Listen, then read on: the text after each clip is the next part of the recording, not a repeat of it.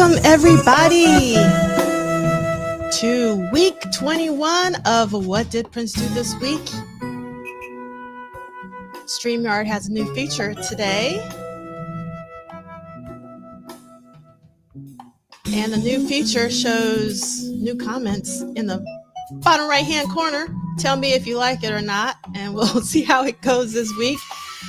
Michael Dean won't be with us because he is celebrating his son's graduation. So we want to congratulate Michael Dean's son for graduating.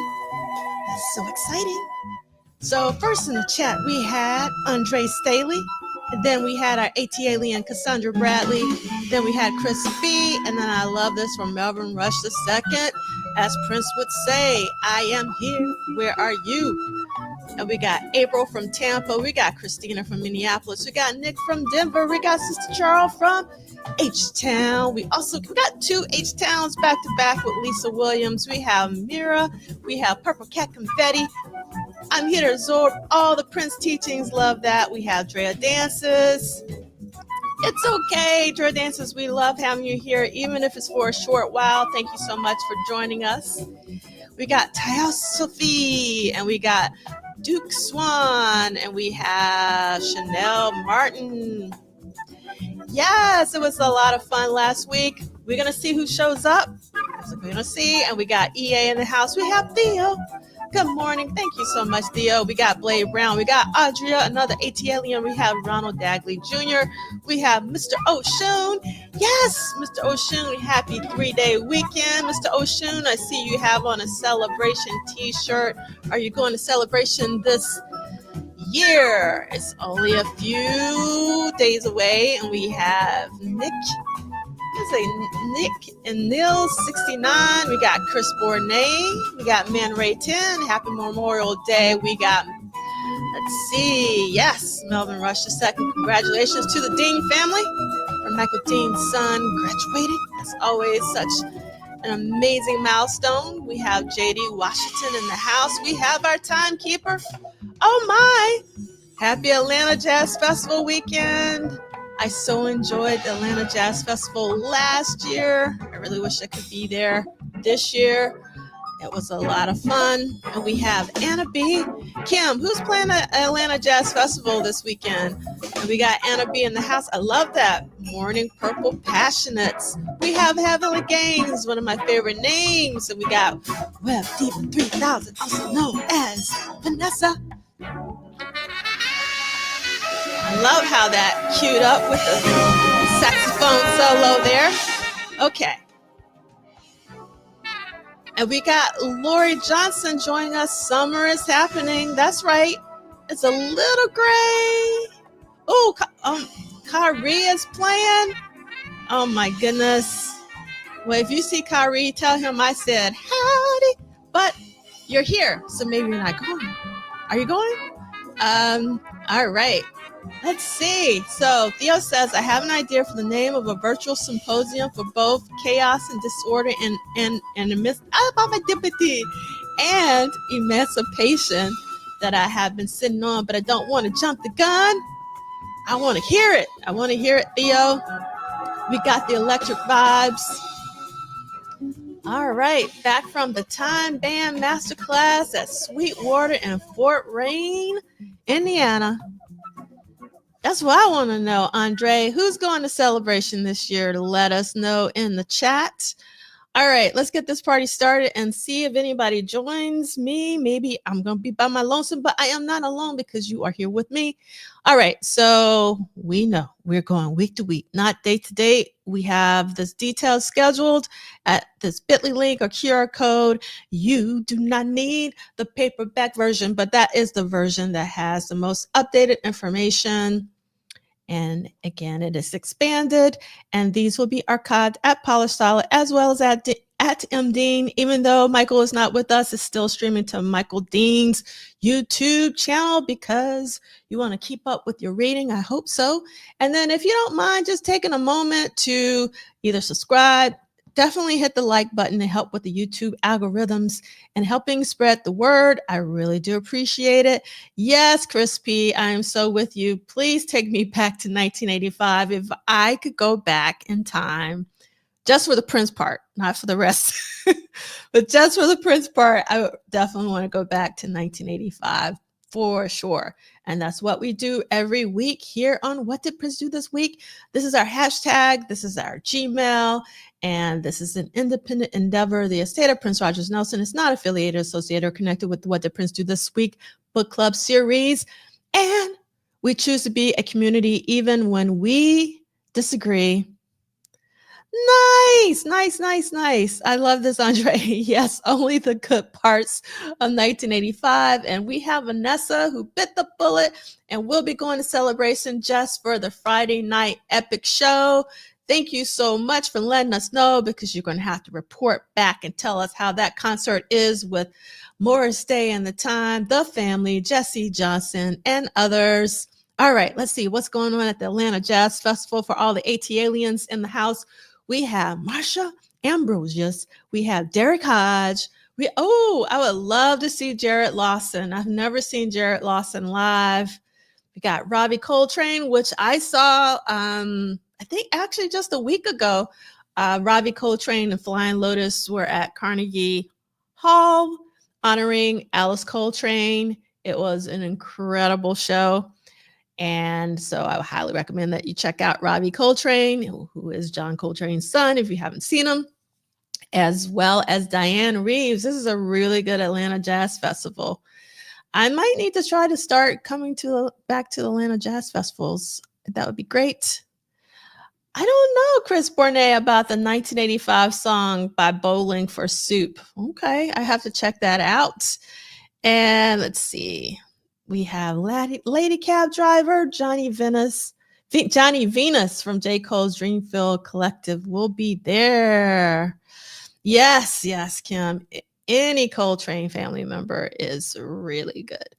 All right. So we just listened to Eric Leeds' Cape Horn from the magnificent Times Square Paisley Park Records, 1991. Cape Horn is actually composed by Prince. That's the reason why we play these things, because a lot of times all these songs are Prince. Okay, I'm not going to be by my lonesome. I got Ricky Wyatt. Hey, Ricky. What's going on? Do you have, what kind of shirt you got on today? It's custom-made frat shirt. Yeah, custom-made frat shirt I took from Raleigh from the Boondocks. I had it made like 25, 26 years ago. Nice. Love bro. Thank you. Yeah. So, you know. So it's just me and you today? All right. You know what I'm saying? I think so. I'm glad not to be by myself. So I appreciate you being here for me. Let me grab my book. Grab the book. And then we have, Black Expo in Columbus this weekend with Common, Talib Kweli, and Marcius Ambrosius. That's a really good lineup in Columbus this weekend for all of our Ohioans. And then we have El Michelle, who's saving their coins and and Sanity for Celebration 2026. Chanel is saying me too. And we got some welcomes for Ricky from Chris Bournet and Chris P. And let's see, here we go. And all right, sorry about that. Let's see. Tickets on sale. Yes, for sure. Tickets on sale for the Time and Jesse Johnson performance at Paisley Park, as well as the family. And we got a lot of Rickies saying hello to Pretty Ricky, Omega Man. Oh, hey, what's up, everybody? Yes, and Melvin Rush II is also wishing they were in Atlanta for the Atlanta Jazz Festival. Always a great place to be. Oh, that's this weekend? Yes. It's going on right now. And yes, congratulations, Celie. He was one of the 3 finalists for the 2025 Mississippi Poet Laureate. Yes, we want to definitely give congratulations. Celie. And then we also have a hello, Pretty Ricky from EA. And then We got Kim, Ricky, and the bootleg. Yeah, it is. And we got Andre. I'm saving up for the Purple Rain musical later this year. Where is it supposed to be premiering? I think in Minneapolis. Is that still the deal? And then we got a what up though from Andre to Ricky. And then right, what up though? Detroit in the house. All right, so Theo is revealing his recommendation for a title, New World 30. The release of both albums created a pivotal shift in his career, essentially creating a new creative world for himself by ending one with chaos and disorder and starting a new one with emancipation. Thank you for that, Theo. I got to really think about that. Let's see. You're never late, LTK, riding through the audience on the back of Big Chick. Talking about. Yes, and yes, for Minneapolis for the musical. Thank you so much, Christina. All right. So, oops. Okay. I was getting used to just the other button. Okay. So this is week 21 of 1985. This is our 124th episode of What Did Prince Do This Week? And you're never late. Yeah, sexy. Let me play that one more time because that was kind of low. Yeah, sexy. So greetings, Love Sexy 71. And Kim is seconding Theo's New World 30 concept. All right. And let's see. We got some congratulations to Michael Dean and C. Lee from Anna B. All right. So this week is a little light in 1985. There's one song, one studio session. This is what the week looks like. Again, compared to our previous weeks, the past month and a half, this is a very light week for Prince. So on Monday, we're going to talk about the 5th Minnesota Music Awards, and Prince wasn't present even at that. And then on Friday, there is a studio session that goes over into Saturday. And there's also the UK release of Paisley Park. And then there are some edits, overdubs, and mixes of Hello, some edits of Pop Life, and some Raspberry Beret 12-inch love. Yes, Kim. The other book is full of activity right now. We don't know what kind of activities, but something's going on.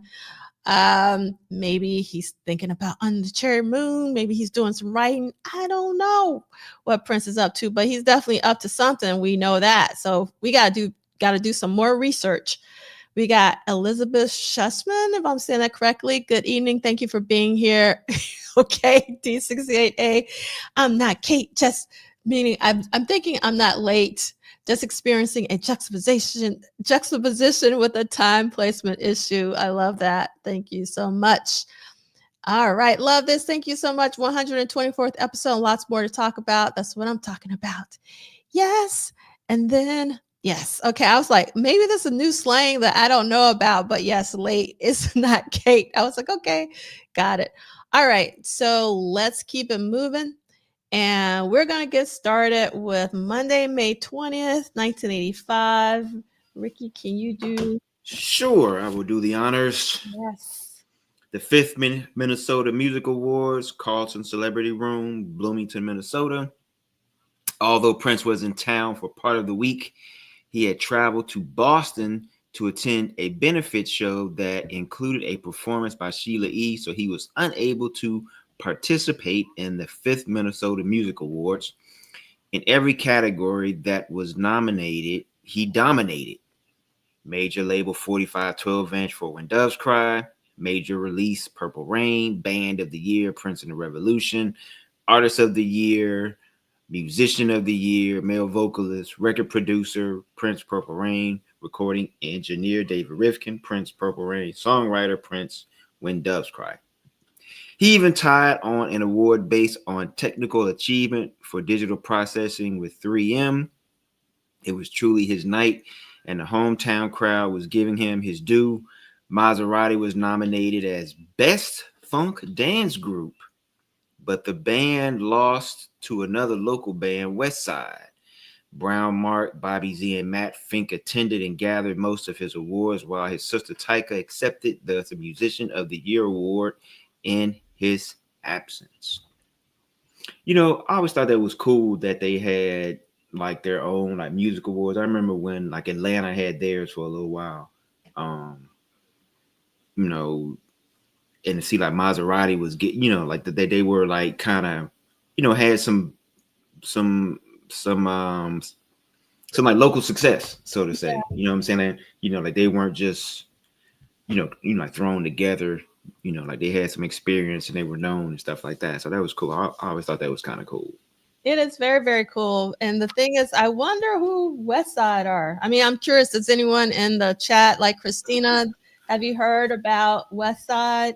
Yeah, our Minneapolis peeps, our Yeah. Minnesota folks. Yeah, that's yeah, it's kind of odd that they lost out to a band that we never even heard of. Yeah.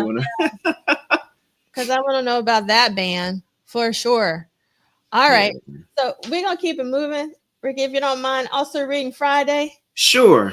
Friday, May 24th, 1985, Paisley Park was released as the first single from Around the World in a Day in the United Kingdom.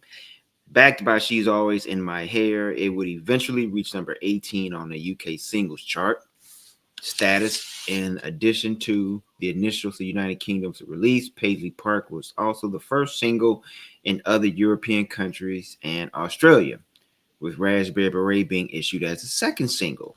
The 12-inch single of Paisley Park includes a remix version of the song. Prince had been in Minneapolis, but because of a power outage, he flew to Los Angeles to continue the recording. He just left for a power outage? That's boy, that's damn it, my power's out, man. Yo, we going to LA, man. I can't take this. I think that's pretty amazing, actually. It is. I mean, that's boy, man. You got some serious juice. You just like, you know what? Power went out. I'm going to LA. I'm not putting up with this. I'm not for sure. So I love this comment from Chris Bournet, who says it's cool that Tyka accepted for her brother from the Minnesota Music Awards. Can you imagine LaToya accepting an award for Michael's Thriller? And no. So it's really interesting to put that in perspective. And then the other comment that I really love is Anna B saying that Prince began construction of Paisley Park in May 1985, which may explain his limited presence in the studio. Love that, Anna B. Yes, of course. And then Lady Cab Driver saying, when you're Prince, you can do that. Oh, yeah, the power outage. Yeah, no time to wait for power. Yes, there's some. I haven't seen the clips of the Minnesota Music Awards. I've seen them of the Black. So there's the Minnesota Music Awards, and then there's the Black Minnesota Music Awards, which actually happens in September of this year. So I always have to make sure that I'm looking at the right award show, because there was 2 different award shows in Minneapolis, and I did see video from the Black Minnesota Music Awards with Wendy in them. So just FYI, because I was about to put it in the video playlist, the video accompanying playlist, but then I realized, oh, this says September, and it's also the Black Minnesota Music Awards. So that might. Oh, they had 2 award shows. That's kind of dope. Yeah, it really is really, really awesome. All right, so this is basically the 12-inch, the UK version of the 12-inch, which actually has the remix of Paisley Park on it, as well as She's Always in My Hair. Again, this is the UK version. And, we've been looking at the vinyl, and I was really surprised, because the reason why I'm pulling this vinyl out is just to remind me of what's going on, even though I've had this since real time. And you can see this just has a plain Warner Brothers label. I was expecting like the really nice Paisley Sky combo that we've been seeing with the actual Around the World in a Day record, and then also for the Raspberry Beret 12-inch. And then I showed this at the Pop Life Symposium, but in case you didn't catch that, this was one of my favorite picture discs, is the little balloon boy. This is the good side, and the bad side is that it's turning because it was in the plastic. So if you have this in your collection, you might want to check on it. and maybe take it out of its original plastic because it's going to turn it. So that's what it's supposed to look like, the white part there. So it's one of my prized possessions.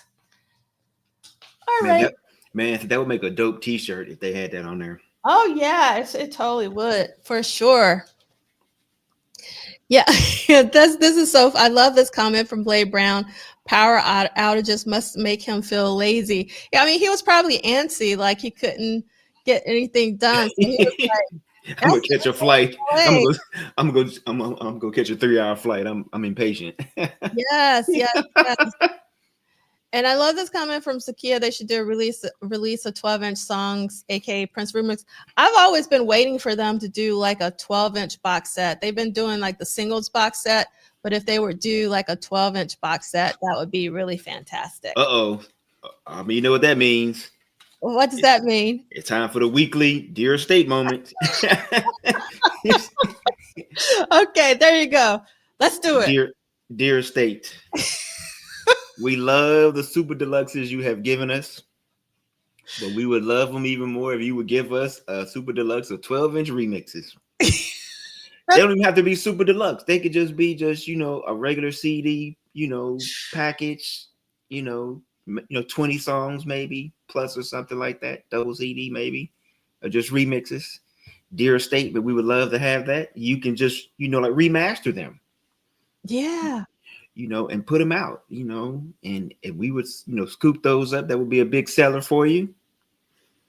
That is our Dear Estate moment for the week. Thank you so much. You guys keep doing what you do. Yeah. All right. I mean, seriously though, like that would be I think that would be a huge seller, honestly. I think so too. Because for people who aren't up on Prince's remixes like that would be something new for them. Yeah. To hear these songs like remixed in like a new way. So that would be really dope.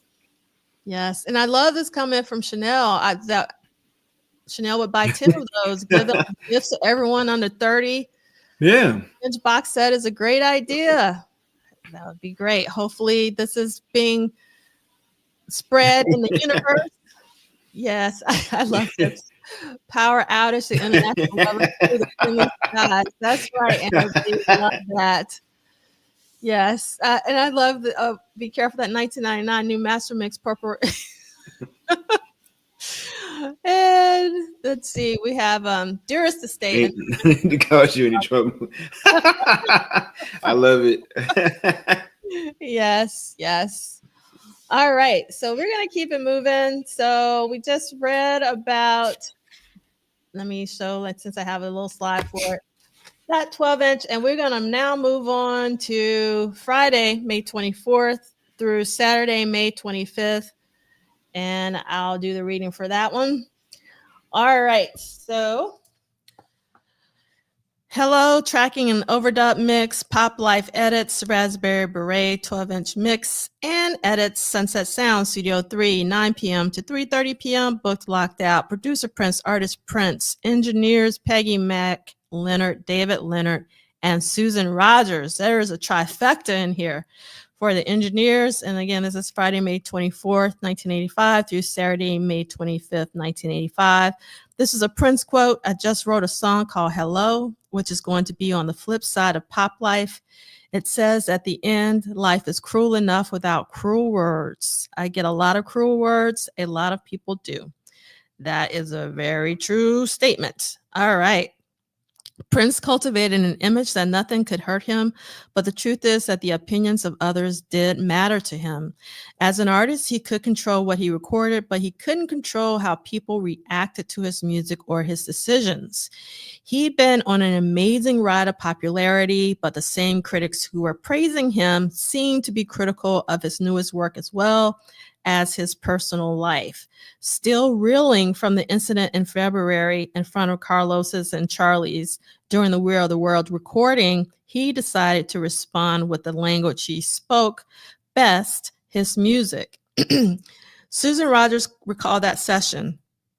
He was also smart enough at that, and this is Susan Rogers, he was also smart enough at this point to know that there was really nothing he could do about it.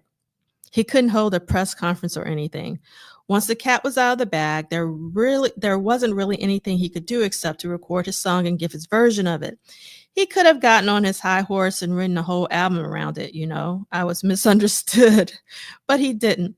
I think once he wrote the song and recorded it, he put the whole thing behind him. And this is Prince explaining in an interview for Rolling Stone magazine, as far as the incident concerning the photographer goes, it's on the flip side of pop life. The main thing it says is that we are against hungry children, and our record stands tall. There's just as much hunger back here at home, and we'll do everything we can, but y'all got to understand that a flower that has water will grow, and the man misunderstood will go.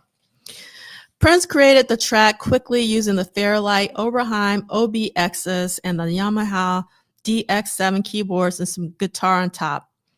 Oberheims were a huge part of our sound, and the presets were so great and big and fat, explained Lisa. Prince was incredibly bold in the way he would just use a preset and then brighten the F out of it.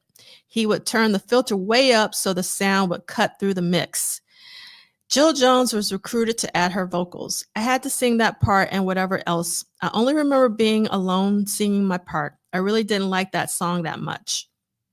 He added a number of instruments, including the Tibet patch from the Fairlight, which is the same sample he used on Tibet and Others Here With Us the previous month. Once Prince was finished with Hello, it was obvious that it wouldn't work in the design of his Parade project, both in theme and the year-long delay of the release. Prince seemed more interested in getting his statement out to the public as quickly as possible. I think that he intended it always as a B-side, explained Susan Rogers. I got the feeling that he didn't really want to interrupt his major work. It was just something that happened.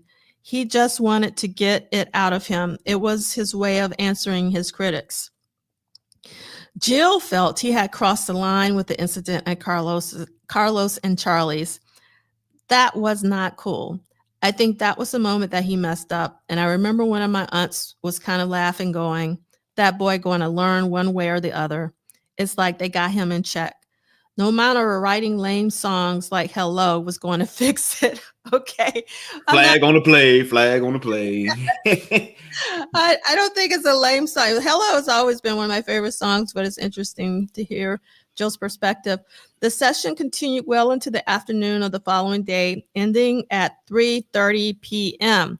So again, they started at 9 p.m. the previous day, Friday, and it go over to 3:30 p.m. on Saturday. That's the reason why Duane has it Friday through Saturday. Yeah. All right. So with additional time spent editing Pop Life and a 12-inch of Raspberry Beret, 4 C60 cassettes were created from these songs. He wasn't tolerant of human weakness, Peggy details. You can't even be tired. You can't even F and yawn. There's a lot of cursing this week. Tired. Of course you'd yawn. Sometimes you could tell I was exhausted. That's when he'd say, get in there and watch Dallas or something. And it's not like you could sleep. Peggy, he would get on the intercom if he couldn't find me, because obviously I wasn't in the lounge where I could hear it.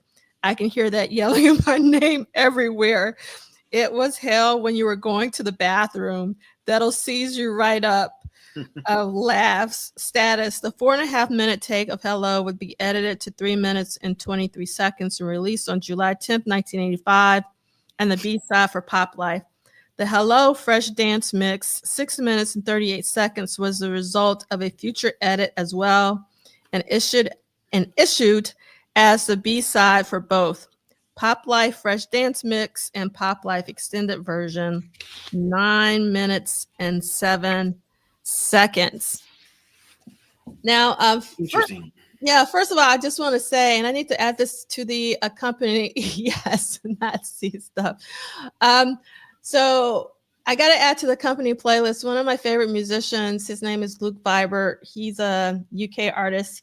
He actually he sampled Hello, the Hello Hello part in one of his songs, and it's really brilliant. And it was maybe 3 or 4 years ago, so it was really nice to see someone sample Hello, because when it came out in real time, I loved the song. I mean, Jill was on it, and I was like super excited anytime Jill was involved with anything. So that's one thing. And then the other thing is, whenever an artist or anyone gets to the pinnacle, people want to take them down. It's just like they just do. So like any excuse they can get to take someone down. So they were at this point gunning for him probably, and they were like, okay, he messed up, according to them. So yeah, I mean, he had, after having a summer that he had in '84, having a fall that he had, just the slightest misstep was newsworthy. Plus, he didn't play their game of doing interviews. mm-hmm, mm-hmm. So that, kind of rubbed some people the wrong way, his, inaccessibility, so to say, and so they wanted, like any slightest little thing was gonna, kind of, any chink in the armor was worth going after and thing. Because, I feel like you felt, like when Hello came out, it was a new song. Mm-hmm. And we were, scooping up anything new Prince had done, whether it was him or somebody else. It was like, okay, I gotta get it, I gotta hear it. And then once you heard it, it was like, oh, it's a banger. I always thought it was interesting now, being that, most of those songs were like a year old, and that was the only current fresh song, mm-hmm. So to say, for that time period, even though I still consider, around the world today, like 85 stuff. I know it was, it was written and recorded like 84, but I consider it like 85 stuff. It was still, again, just like a fresh new song. Because, I don't know about you, but I didn't know what Paisley's were until he came out with like the imprint. And then, you start seeing, I know for guys, I know like designs on neckties. It was like, Paisley neckties were really big at that time. Mm-hmm. And I remember buying a whole bunch of them. Just because Prince was in the Paisley, I was like, okay, let me get some Paisley ties. Like me and my dad was, swap them in and out and stuff like that. So it was just, yeah, I don't think the song was lame. I say all that to say that. Yeah. So Andre is asking, interesting that Jill called Hello Lane. Not sure how I feel about that song. Did we like the song because it was something new by Prince? Wouldn't we have loved anything he released right after Purple Rain? The thing is, I loved anything Prince released before Purple Rain. It didn't matter. It didn't matter. Yeah, it didn't matter. But I really love Kim's comment about it being a time capsule with a very quick turnaround, which is actually kind of like our social media of today. We just have that capability to do so. So it's kind of really cool to hear from Prince in real time about it, that particular incident. And let's see, there was, I love this comment from Chris Bournet, since that sound should have had a cot for Peggy and the other engineers to take nap. They should have had their own little nap room or something like that. And then I love Body that baseline is ridiculous. Baseline is it's incredible. It really is. Yeah. So for the baseline, even if you don't like the song, the baseline alone should be enough to merit actually listening to it. And thank you so much, Carol. So I was curious if, please let me know if you like, this is a new feature on StreamYard of having the comments on the side. I'm just trying to try that out and see if you like it or not. So thank you for letting me know that you like that. And Carol also loves the shirt. I gotta show y'all the full picture of that. I gotta find it. Okay. It's like a full picture. Awesome. And then Chris Bournet is saying, I found a Paisley Polo shirt at a local department store in '86. Yeah. That's what I'm talking about. Hey, yeah. For that time period, it was a fashion statement. Like people were wearing Paisleys. Yeah, Melvin. I gotta find some more Paisley ties, but they were like a big thing. Like I remember, it was like the in fashion thing. Mm-hmm. Yep. And I love this comment from Chanel. I thought all the songs were newly made for release. I did too, to be honest. And so now in hindsight, and particularly reading Duane's books, knowing that Prince is working on multiple timelines, like right now, he's really kind of working in 3 timelines. Like Purple Rain still has a legacy. We're talking about Around the World in a Day, but he's thinking about parade and Parade. Yep. Cherry Moon. So it's just a really, really interesting time. All right. So So let me ask you this, Jan. So where do you rank like Hello amongst the B-sides? that's a great question. For me, it's definitely in the top 10. I Okay. don't and it's actually probably in the middle, like maybe Mhm. 4, 5, 6, somewhere. Oh, okay. It's pretty high for me. I really love Hello. I love, like the beginning. It's so iconic and like you can never forget, hello, hello, Hello. hello, Yeah. and the doom, doom, Yeah. and the doom, ding, ding, ding, ding. I mean, I think it is incredible, like the speed up guitar. I don't know. And then again, like I said, Jill's on it. Anything Jill's on, I was like, yep. It was Yeah. I Yeah. don't know. I think it's pretty brilliant. I mean, in real time, again, everyone should know I wasn't really listening to what he was saying, so I didn't really get that it was in response to like the We Are the World. I was just like, oh my God, this music sounds amazing. And like the vocal, just the vocals, the bass, everything about it, I thought was fire in real time. And plus it was a B-side. I mean, Mhm. we cannot, like, for those of you who didn't experience this in real time, it was all about the B-sides, not Yeah. the album. Yeah. Hey, I don't know about you, Ricky, but for me, it was always the B-sides. Like once you got the album, you were like, okay, I know there's gonna be some new songs coming with the singles because you were expecting, I mean, like you said, B-sides. You know what I'm saying? So, and it was like, it's hard to kind of fathom now, but then you would just then like we were just so like anything Prince put out new was like hot topic. It was like I gotta get this, and it was like, ooh, have Prince has a new single out. Okay, what's the B-side? Not what the single is, but is there a new song on the other thing? And getting new songs, from Prince, whereas it was just a thing. So the more singles, man, we got, then so the more we knew the chances of B-sides. Plus, Prince was in a rare situation because not all artists did B-sides. Mm-hmm. And so people were putting singles out, but they would have like another song, from the album on the B-side, or maybe like an instrumental or something, or like an acapella version. But his B-sides were always new songs, and that's what made them so exciting and like, oh yeah, I gotta get this. And they became, like word of mouth, yeah, you gotta hear this new song Prince has. He has a new song out, just put an album out. Yeah, he did, but he got a new song out. You know what I'm saying? It was definitely a thing. It was definitely a thing. It was definitely a thing. And like going back to Andre says that I can be critical now and Hello was okay.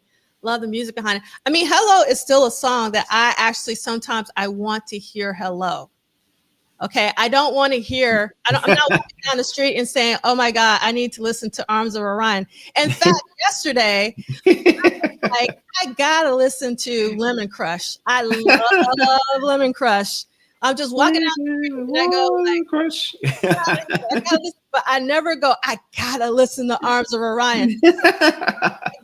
I gotta listen to Hello. I mean, and so like I said, Luke Vibert, when he sampled that, I was like, I thought that was brilliant just to know that another musician recognized the brilliancy in that song. So for me, I think it holds up. What about you, Ricky, in terms of Hello?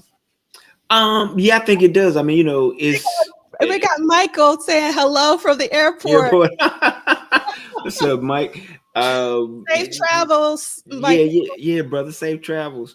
You know, when I first heard it, it was his answer to say what happened, and I thought that was cool because up until that point, we never heard like his side of the story about what happened, and so I thought it was a good answer record. I think it's a B-side that sometimes people don't always think of right away. Because he has some great B-sides. It doesn't get the love or appreciation like Irresistible B or She's Always in My Hair or like Erotic City or something like that. But Yeah, I love it. I can't listen to Around the World and say that, and I can't listen to that album and not listen to the B-sides from that album. Mm-hmm. So let me put it that way. So like if I'm playing, like my 85 stuff from him, I have to include that. You know what I'm saying? And it's always refreshing, like when I hear it, because I don't play it that much. But like you said, sometimes you have those moments where you're like, you know what, I need to hear this song. And then when you hear this, it still gives you that same feeling from 40 years ago. For sure. And so the B-side of Paisley Park is She's Always in My Hair, which is one of the most loved. So I'm gonna be a little controversial today because I'm already controversial. So for me, when it comes to B-sides, this is my opinion only. And remember, our community disagreements. We can disagree and still be a community with one another. Hello comes up higher in my B-side list than She's Always in My Hair. For me. Okay. For me. That's right. And the reason being is because of the bass line of Hello. And like okay. Me and Teosophy, we're our best friends. That's what I'm talking about. Also, listen, yes, for sure. So, but I do love D'Angelo's cover of She's Always in My Hair. He did a really great job on that. Yeah, he did. Yeah, him and Raphael Sadiq. I think Raphael Sadiq is playing bass on that for him. Oh, I didn't know that. That's good to know. Yeah. Yes. Let's see what Chris P is saying. If blockbuster music was around in the mid 80s, Prince could have went independent sooner and we could have gotten more music. Yeah. Okay. I've often wondered, and then I think I mentioned it last week. Had CDs been a little, kind of been released sooner, would Around the World in a Day have contained as just album songs like She's Always in My Hair, like Hello and Girl? You know what I mean? So would they have been included in, say, the package instead of being B-sides? If I was reading the comments, sorry. Oh, no, if CDs were more prevalent. Oh yeah, and you could have more songs. Yeah, you can have more songs. Like would those have been included inside the package? And where would they have fit on, say, the album, so to say? So yeah. So okay, so we got these true opinions coming out now. Once after that controversial statement, all right, Blake Brown, Hello is all right to me, but I won't go for that. No, no Kent. I got the Hall & Oates reference. Yeah. Now y'all go play Hello today after this is over. Watch, I guarantee it. Watch, y'all go pull up Hello and play it and be like, yeah, you know what? This song here is kind of bumping. Yeah, it's so funny. Yes. Oh, and then all right, so also the 7-inch of Hello has some extra music at the end. So if you have the 7-inch of Hello, there's some more music on the end. And then Theo, you definitely have to, oh yes, of course, 17 days. Oh yeah. But okay, here we go. I'm just going for it today. Go for it. Even with 17 days, Hello is higher on my B-side chart. That's okay. So I'm trying to talk to Andre right now. So I'm trying to let him understand how much I love me some Hello. So it wasn't just being a B-side or being released out the Purple Rain. I really honestly love Hello. Okay. Sure. So I'm loving that we got some Lemon Crush love in the chat. And then we have 17 days. Yes, it is a banger. Yes. Now, I don't know about, so Erotic City is where I draw the line. Now, it's not going above Erotic City. I'll say that. But these other ones, yes. So, yes, thank you, Andre. Thank you. So, Andre says, I'm going to be serious now. This is what makes this community great. You can share your opinion and not get dogged out. Slight disagreements, but nothing too venomous. Most definitely. They're just opinions. Most definitely. I mean, you know, people. I'm always appreciative, you know, because people come to Prince in different eras, and Mm-hmm. so we love like different eras, and so I appreciate that people can, you know, provide new insight to a certain era that, you know, maybe you may not be as attached to as somebody else, but you can still, you know, accept their opinions and kind of, you know, learn something new. And you know, man, that's what it's all about, sharing the music. Sharing the music. And I love this question. This is actually a really important question. And the reason why I love Hello so much. So Zakia's asking, who's on bass on Hello? Who's on bass on Hello, Ricky? I would say Prince is on bass. Prince is on bass on Yeah. Hello. And I the would thing say, is, the one thing that I love about, like, if you've ever seen that clip of Prince playing, like, I think Electric Chair, it's definitely a Batman song. He's in oh no, Party Man. Party Man. Doing And Party Man. you know, just how he attacks the bass. He always attacks the bass when he's playing the bass. And so that's one thing I love about Hello is his bass playing. Because, you know, sometimes we didn't get bass, like in, you know, When Doves Cry and things like Yeah. that. So whenever Prince was playing bass, I was like tuned in because I love bass. Bass is one of my favorite instruments. And yeah, so I mean, you know, this might be dare I say it, I think Hello may be one of the few B-sides that he never played live. You know, because we got Irresistible B live, and we got She's Always in My Hair live, we got Erotic City live, we got 17 Days live. You know, I've never heard of a show where he did like Hello live. I think that would have been interesting. 17 days. I love this comment from Theo, and I think Theo, you've said this much better than I've ever said this. So music is inherently personal and subjective, so opinions are always valid. Mm-hmm. Most definitely. Good. Yeah, Theo. I love this, Kim. Kim says, not to Need to offend offend or nerd. oh my God. Look, we got C. Lee in the house. Welcome, C. Lee. Brother C. Lee, what's happening? How's everybody doing? We're Hey doing great. man, living the dream, but thank you for joining us. Hey man, I had a workshop this morning, and after I got out the workshop, I said, "Oh, I can still make it and get a little funk in." So I said, "Let me go. Yeah, come on, Let me get go some get a little funk in. taste. Let me go get a little taste of funk." Hey Yeah. man, we talking about the song Hello and its ranking amongst the B-sides in Prince lore. I will tell you this. I quote that song, particularly the end part when he talks about shoes are just tools to space on, but for you, words are definitely not shoes. They're just use the tools as destruction, and your time is born unless you're tearing something down. What would life be if we could believe what we read in smiles? Just hung upside down like frowns. Come now, isn't life a little better with a pair of good shoes? I love that. I quote that all the time. So yeah. Right there, brother. All right, C. with the lyrical. Go ahead, boy. Yeah, that's one of my favorites. Woo, boy, he got that memorized. That's hard. I'm gonna go back and play the song, listen for that again. That's hardcore. And we got hello. I love this. We got hello, C. Lee. That's right. And we got hello, my poet laureate.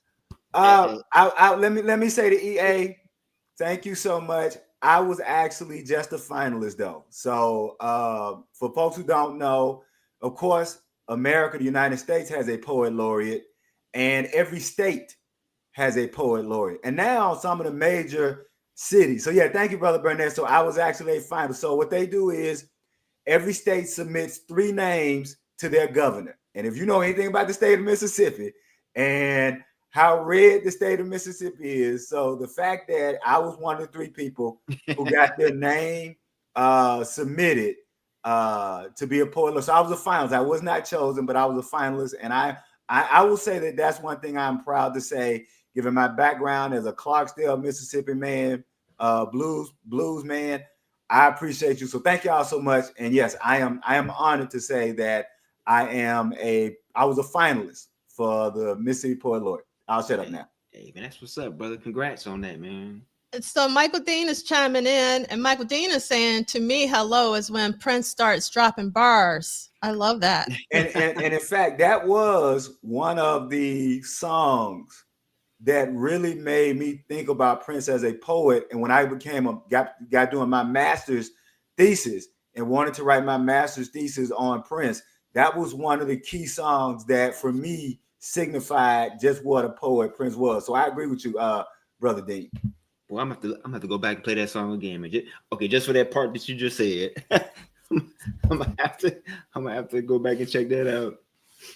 So Love Sexy 71 is saying, when I was younger, when that song came out, the critics used to criticize that song Hello, and I never understood why. Do you remember this? Yeah, because it's a response to the We Are the World.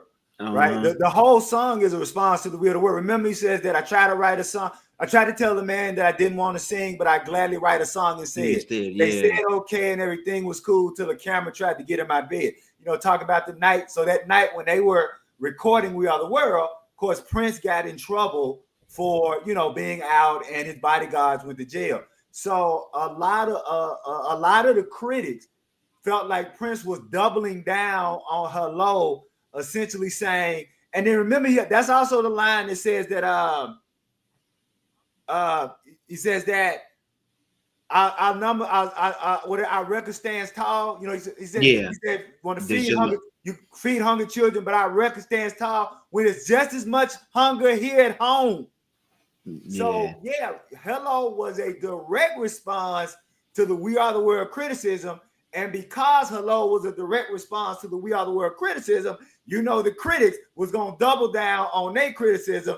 And so that's also, and then we didn't have this term then, but that was also in 1985. I knew Prince wanted all the smoke. He was here for all the smoke. He was going to take all the smoke and give all the smoke. Yeah, he definitely gave it.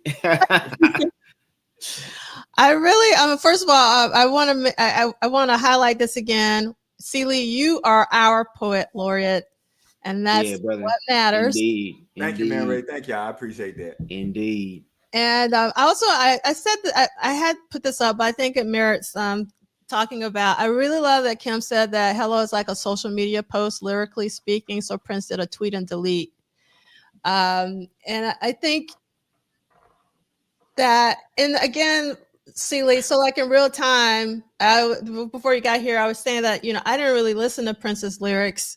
I would listen to the way that he would sing things. But the thing is, I do remember when listening to that, at the end of Hello, I said to myself in real time, Prince sure is doing a lot of talking. And you know what? Before you go, that is so on brand for you. That's why we laugh. That's why me and Brother Rick laugh. That is so on brand. We can see you going like, that's so a lot of conversation going on. Yeah, because for the extended version, I thought I was gonna get like extended bass solo, extended something, and we got like all these words. I go like, hey, Rick, Prop Donut, where my funk at? What is all this waxing poetic cool stuff? Hey man, did nobody come here hear about your inner workings? Oh man. Hey, look, I ain't used to this Prince. He talking too much. All this introspectiveness. Where the funk at, man? I mean, to this day, if I go see somebody in concert and they start talking in between songs, oh my God, I go like, I'm coming to see you live. I ain't pay for all this talking. I ain't pay for all this verbiage. I'm gonna tell you who I saw this person twice. I will never see him. Oh, I've got his. What's the dude name? Come on. It's not Love Changes. What's the song? Music Soul Child? I'm trying to think of it. What's the dude name? It's not Tank.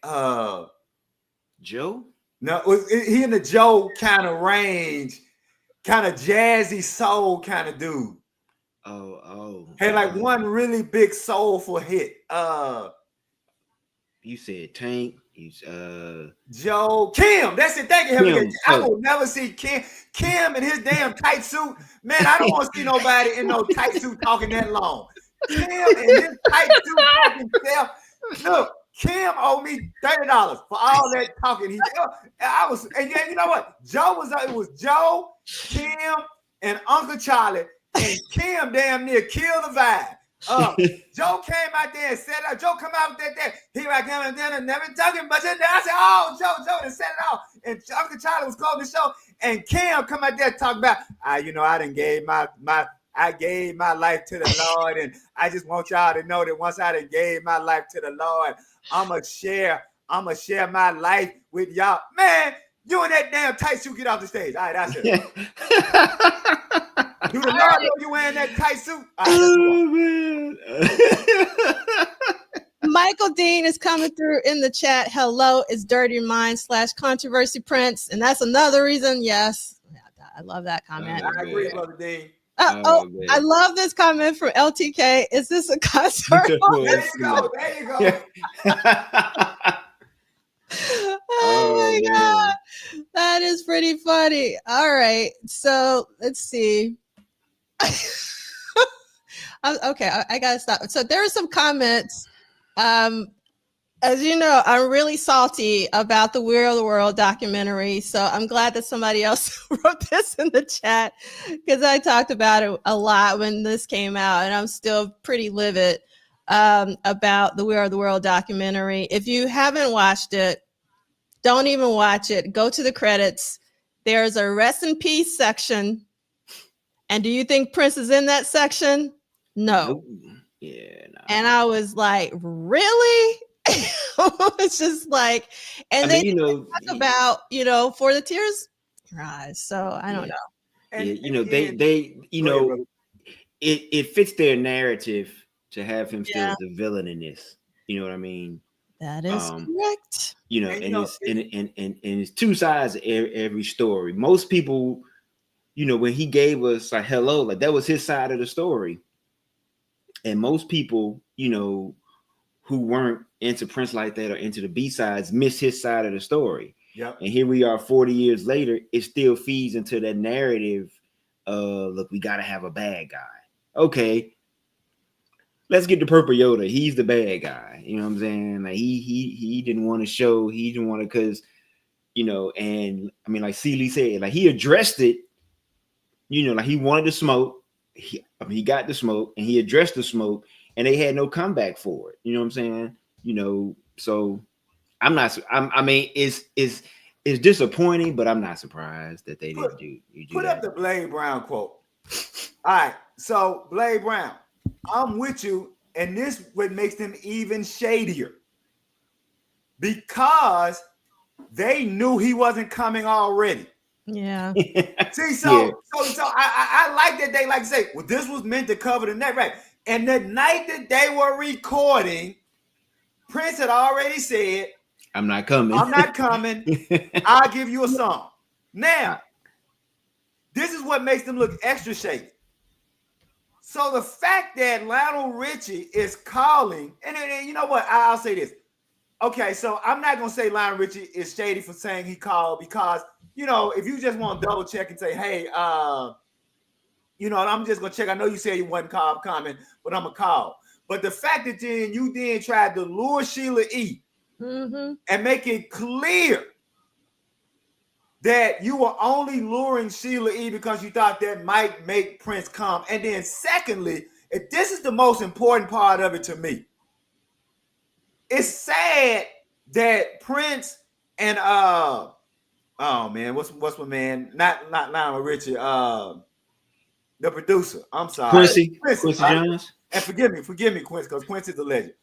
It's sad that Prince and Quincy fell out over this, because if y'all remember, the night of the recording, the only person who had a problem with it was Bob Geldof.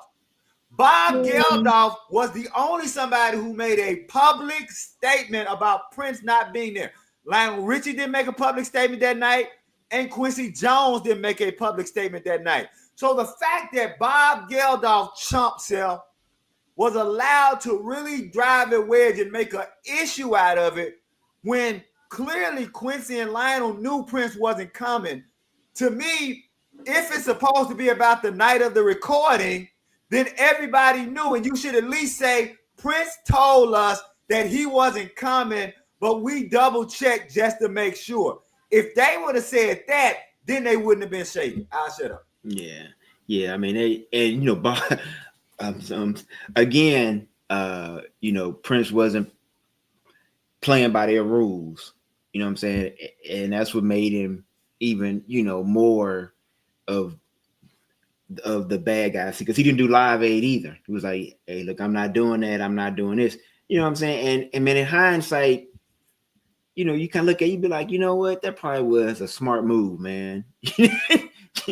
I mean, because like no one really talks about it that much anymore. It was, like number one single for a while, but in the waning years, it kind of just died out. And then it's only got resurfaced because of the 40-year anniversary. You know what I'm saying? But no one is really, holding like Madonna wasn't there. And no one is holding. Yeah, and man, she was big, like hottest fish grease then too. You know what I'm saying? But they don't, like go after her like that. So yeah. To Sneak 22, what happened was Lionel Richie called Prince that night after Lionel knew Prince was. See, this was the important part. Prince said, "I'm not coming. I'll give you a song." Like I don't know what else they wanted Prince to say. So then Lionel calls and says, "Hey brother, man, what's up, man?" Double checking. And so I think Prince was like trying to appease them. Like, have you ever had somebody ask you to do something you don't want to do, but you like them, right? Like somebody asks you like to do something you don't want to do. You really don't want to do it, but I like that person. So Prince said, I'll play a guitar solo. Lionel was like, nah, we want no. I told you I wasn't gonna sing. So that's how Prince offered to do the solo, is when Lionel doubles back. But that doesn't denounce or refute the fact that they knew that night that Prince wasn't coming. Yeah. That's it.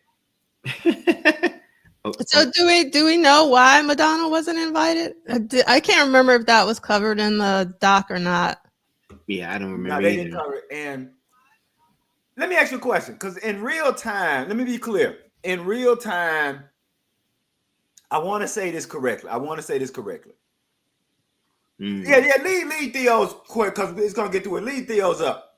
In real time, he was famous enough, Sneak. Does anybody remember, like, Madonna was popular? Was she thought of as a singer like that? And I think that's a good question. I think the issue was that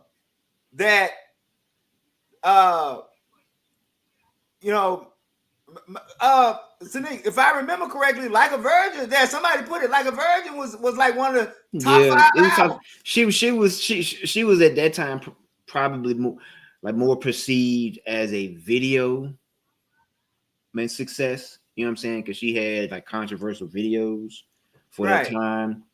And she was just starting her tour. I don't think she hadn't come into the performer that she would later be. I think in 85, like people didn't see that in 80, people didn't know that about her by January of 85, because her album had come out the fall 84. All right, so the album wasn't out. Was her single out? Yeah. I'm saying, so because I'm trying to figure out, why was she at the Grammys if her single wasn't out? Yeah, man. Like a Virgin was blowing up. I mean, had blown up by that point. I mean, by February 85, it was blowing up, or like had blown up by that point. Because remember, there were Madonna like lookalikes. Like you go to the that's what I'm saying. mall or school, whatever. Her singles were on the charts. Yeah. Man, she was blowing up. Now, in terms of being considered a singer or like a performer of that nature, I don't think people have, she had come into that yet, or she had, kind of shown it, because her tour was just starting. Yeah. So I just look on Discogs and it's saying 1984 for Like a Virgin. Yeah, it was fall 84. It was fall 84. So because I always say fall 1984 was like Purple Rain, Wham, Make It Big, and like Madonna's Like a Virgin were like, 3 of the biggest albums, I think, at that time. And I want to be really clear. I'm not down on the hill for Madonna. Like I don't. Let me make this real clear. I'm not down on the hill for Madonna. Yeah, I don't want anybody to think I'm defending the Madonna should have been there. That's why I'm trying to choose my words here. I'm trying to see how I want to say this. Hey man, you just shoot straight from the hip, brother. Just say it. Like, I thought she had some nice songs, but I wasn't a Madonna. Like, I wasn't a Madonna fan. She had some. I'm not gonna sit here and say she didn't have some nice songs. Yeah. So okay, I mean, Sneak, here's what I can tell you, Sneak. I knew who Madonna was in January of '84. That's all I can tell you. Yeah. Like, I knew who Madonna was in January '84. I know that Black Radio knew who Madonna was in January '84. So if being on Black Radio meant she was not big enough to be at the We Are the World, I will concede to that. But I'm saying that I knew who Madonna was, and I knew people in my high school and people in my community knew who Madonna was. But again, I ain't down on the Madonna hill. She has some nice songs. And I have some really harsh things to say about the later part of her career, because my issue with Madonna was about the later part of her career when she didn't seem to grow. Like, an artist, to me, if you're doing the same thing you did 20 years after you came out, I'm questioning your artistic maturity. So, like, that's my issue with Madonna, is she just never seemed to grow. But in January '84, yeah, Kim, there she goes. She was club famous, she was Black famous. That's all I can say. I'll shut up. Let's see. And Michael Dean is saying to me, "Buck Madonna, where was?" There you go. There you go. I'm with you, brother Dean. I ain't dying on the Madonna hill. I don't want anybody to say I'm out here saying Madonna should have been there. I was just reacting to she wasn't there. That was the thing about the We Are the World thing in real time. Like, as great as it was, and as significant as people thought it was, there was a side conversations of, well, how come this person wasn't there? Or how come this person wasn't invited? Or how come this person, so it wasn't like Prince was the only one, there was, some others that people, he just was he was the guy that they figured out, well, let's make him the villain type deal. And he was easy to kind of target. And so when he fired back with Hello, I don't think they were ready for that. And so, years later, they're still trying to make him out to be like, well, he didn't show up. Well, he told you he wasn't coming. Right. You know what I'm saying? And even like in the documentary, like D'Angelo said, like they could have gave him a nod in like the deceased section, because he did provide a song. And I'm almost more than likely to say that I'm sure some people like D'Angelo bought that album because of the Prince song. Oh my God, Ricky. Ricky. You don't understand. So, like, I think it's been established that I did not eat in order to save money to buy Prince records and 12 inches.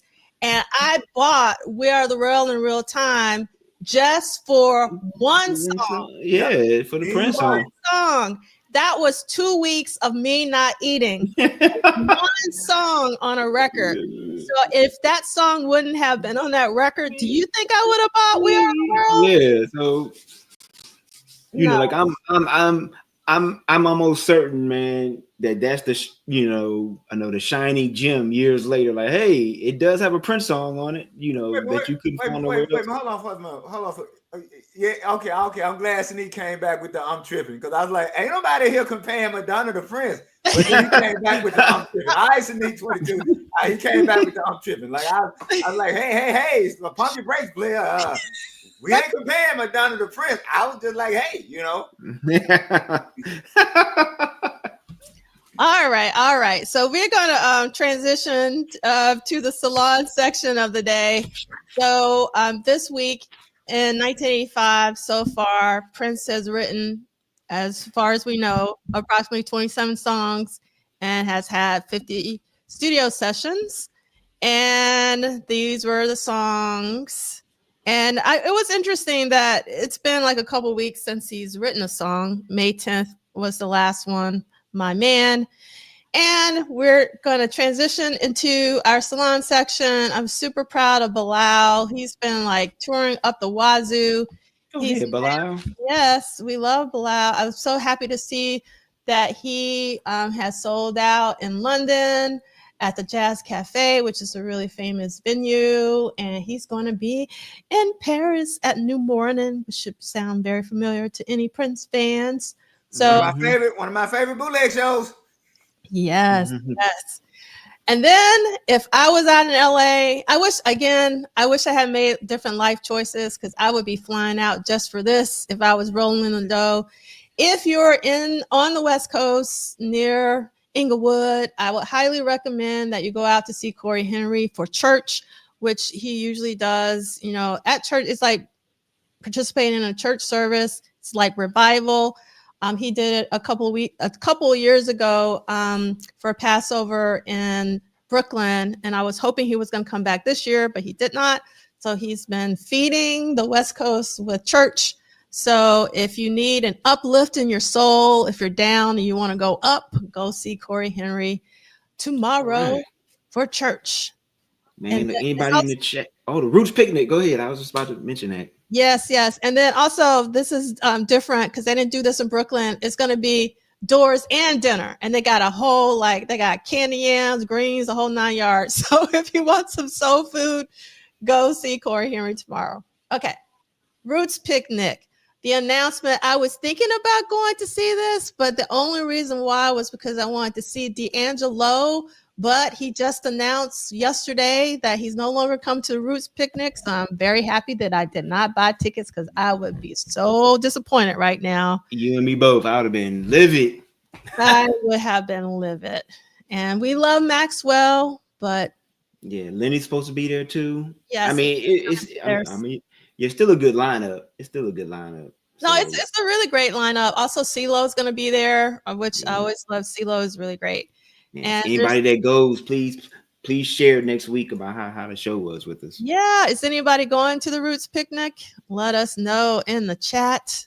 And I'll be the wet blanket here. Other than, and these both in the same city, other than Essence Fest and New Orleans Jazz Fest, I'm really not a festival person. Yeah. Talk to us. Why are you not a festival? You know what? I'm just not an outside person, you know. Oh, okay, you're my mom. And I'm not an outside. And here's what's crazy. I grew up going to the BB King's Homecoming Festival every summer in the Northern Mississippi. So it ain't like I don't have a reason, but I don't like taking my own lawn chair. I don't want to take my own lawn chair. I don't like fighting to get up to the stage, and also if you buy certain nights, they like to mix up the nights. So a lot of times it's acts I really don't want to see or genres I really don't want to see, and so I've just other than I may consider going to Essence Fest again.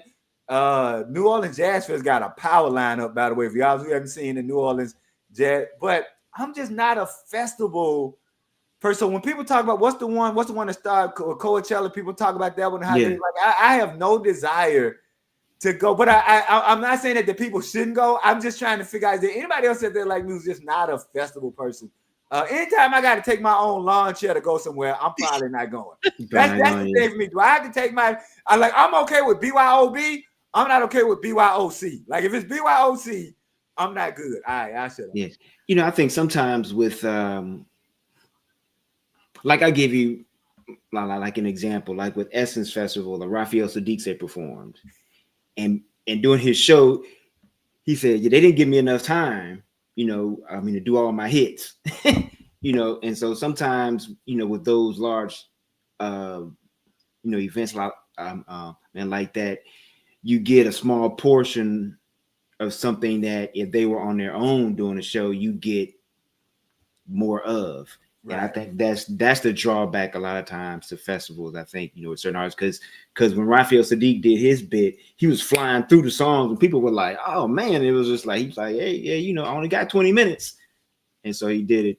And two, oh yeah, Love Sex. I was about to tell you, yeah, he said that he was recovering from surgery or something like that he had, and his team advised him that he shouldn't do the show. So that's why D'Angelo's not going to be there.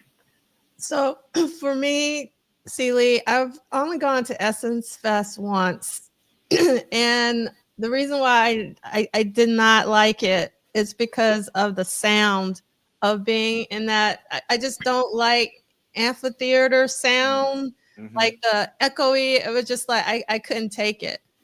So, and yes, Corey Henry Live is everything. Gosh, a second. That's what I'm talking about. So that's the reason why I don't like going to Essence Fest. It's just really hard. I mean, like you're saying, Celie, it's festival sound, like the sound.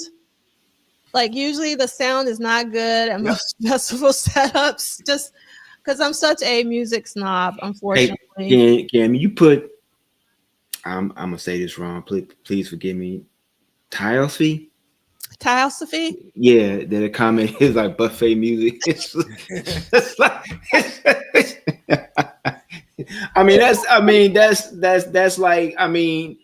that's an accurate, kind of thing because you do, kind of get that.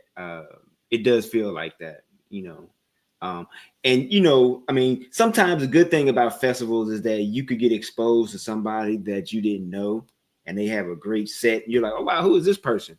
Or who is this band? You know what I'm saying? Because that has happened a couple of times. So yeah, like I said, I have gone to a festival. I can't think of it was a reggae group.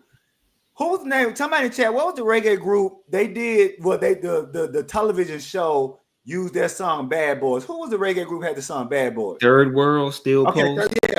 So they were at a festival, and my wife wanted to see Third World, but Roger and Zapp was gonna come on a little later, and I wasn't gonna lose my spot. And this is what I said. I said, I'm not about to lose my spot for Roger and Zapp. So somebody got one damn song. Like I was like, she really wanted to go see this. We was up front, we were right there. I was like, man, hell no, they got one song. I'm not going down there. But look, brother Ricky, it's your woman, It's, I understand, man. So eventually what happened, right, brother? Yeah. We go down right now. Kids, my wife has never propped up. My wife has never let me live this down. That damn group came on. I knew all 12 of their damn songs. They didn't even know how the hell I knew they songs. Look at me like, and in fact, when it got to the end of their show, she was pulling me away. She like, Roger and Zapp about to come on. We gonna be late. And whatever song they was on, I was up there like, I was like, Third World be jamming, baby. Oh man. So whenever something comes up, my wife go, one song, huh? So Nick is saying that Bad Boys is Inner Circle. Inner Circle, okay. Okay, whoever it was, I thought they just had one song, Sneak 22, and I knew all 12 of their songs. And I'll be clear, I'm not a reggae dude, so how I knew all these damn songs, I have no idea. At the Birchmere, is that the Birchmere in like Virginia? I saw that Sheila E. Tao Sophie, where are you saying Sheila at the Birchmere? And Blade Brown is saying you must have been a passive fan of BT's Caribbean Rhythms. Hey, you know what? Probably so, because it was it was a popular series. It was. I know Rachel hosted. Tuning in to see Rachel. Yes, is that the Birchmere in Alexandria, say Virginia? Is that the same Birchmere? So what, Rick? Say that again. No, I know they're saying that Sheila is gonna be at. Man, I know the Birchmere. Okay. They're saying 15 minutes yeah, DC. That's the same ones outside of DC. I know which one they're talking about. Okay. Hey, Sneak 22, I'll see your Budweiser Superfest and raise you the cool jazz festival. Them cool cigarette jazz festival. Boy, I tell you. Hey, look. Do y'all look how ratchet. Look, Crown Royal, Budweiser, and Cool used to fund all the greatest concerts. You had that Crown Royal bag, you had that Budweiser, and you had them Cool cigarettes, and them was the best festivals. They killing us and jamming us at the same time. Hey, look. Crown Royal used to have a festival. I know about the Uh-huh. other two. Yeah, Crown Royal. And look, I'm gonna raise you one, they Crown Royal used to sponsor a lot of stuff. Like they would be a major sponsor at the other festivals. Oh, okay. And look, I'm gonna raise you, Celie. So remember the Slit Small Liquor commercials with the Commodores and Cameo and all them should be but this was the Slit Small Liquor commercials. And Billy D. Williams and the Colt 45. Yeah. I remember that. Yeah, man, Budweiser Superfest. All right. So we're gonna keep these festivals moving because I'm trying to figure out like who's going to what, so you can report back. So again, Grace Jones and Janelle Monáe will be performing at the Blue Note Jazz Festival in New York City. There will be in Brooklyn on June 9th. I don't plan on going, but I don't know. And then this is like the whole lineup for June. And there's some heavy hitters: Branford Marsalis, Marcus Miller, Santi Gold. You can go on and on. Louis Vega from, New York Soul. I can listen to Marcus Miller talk about music all day long. Oh man, that's my guy. I mean, that's my bass hero. Yeah, he's one of those people that's so intellectual but also so down home. Like, you never feel like he's talking above your head, right? And I'm not a musician, so some things he gets into music theory, but he makes music theory so relatable. Oh yeah, he really grounds it. He tells great stories, man. I could listen to Marcus Miller talk music all day long. So D'Angelo, you didn't mention this, but there's a slight tour taking place that some people maybe they got tickets to, but I know, but it's I think all of the shows are sold out, but he's doing spot dates. Raphael Sadiq is doing a one-man show. Oh wow. He's in DC. No, he's he's at the Apollo Theater, and he's at 2 dates in Oakland, and I think he may be one in Philly. But anyway, it's like no band. It's no bandwidth. It's just him by himself. Oh, sounds familiar, doesn't it? It does. It sounds very, very familiar. I try to tell people. Is he going to have a piano and a microphone? I believe he may. I think he may be doing like different instruments, but he is. He said in a few interviews, like last year, that he was brushing up on his piano skills and he was getting better at it. And then he announced that he was doing these shows, and that it's just him. It's just him by himself, be doing all his songs and stuff like that. And I try to tell people, hey, look, he's one of those successful branches from Prince that people better catch when you can. Kim put, I think it was Duane Bernard in the chat, and so I'll say this about Duane Bernard. He's one of those artists. I love their talent, even though I may not love any of their songs. And let me give you an example. And y'all know I'm a blues cat. I have lost count how many times I've seen Buddy Guy. Like I can't tell you how many times I've seen Buddy Guy. Ask me how many Buddy Guy records I got. 0? None. I think I got one, and I ain't seen it in 10 years. like Buddy Guy has never released a record or an album that like I just wanted to, like you want in your rotation. Mm-hmm. Yeah, I go see Buddy Guy live every time, and when I leave the concert, I go, why I don't like his record? Like I leave Buddy Guy like it's something. And I don't know if Buddy Guy never had, like, you don't have the right producer or something. And just as an aside, me and Brother Turnbull was talking about this. So I know I'm trying to make this about something. So y'all know that I didn't know what a music producer did until I watched remember when VH1 used to do those VH1 behind the music? Mm-hmm. Uh-huh. So Def Leppard's Power Mania, that's my favorite Def Leppard record. Is Power Mania, right? That's my favorite Def Leppard album. When they talked about, and I can't remember y'all probably know the producer name, I can't remember his name, but whoever produced that record, and they talked about what he did to Def Leppard's sound. That was the first time I really knew what a record producer did. And so I wonder if it's just that Buddy Guy never had the right producer to give him the songs, to take what he does live, to make, Mutt, that's his name, Mutt Lane, Mutt Lane produced that Def record, that album, and in fact, that other record actually sold more than Power Mania. The one with Pour Some Sugar on Me. Pour Some Sugar on Me actually is a bigger selling record. But to me, Power Mania just goes harder than the album with Pour Some Sugar on Me. Yeah. Oh, man, with a Photograph, Rock of Ages, Billy's Got a Gun. Go ahead, man. I love the whole Power Mania album. And so I'm saying all to say is that I wonder if Buddy Guy never had a producer to say, hey, man, let's take what you do live and kind of figure out how we can give you some records. And so Duane Bernard is kind of like that with me too, that I love his voice. I love what he does live.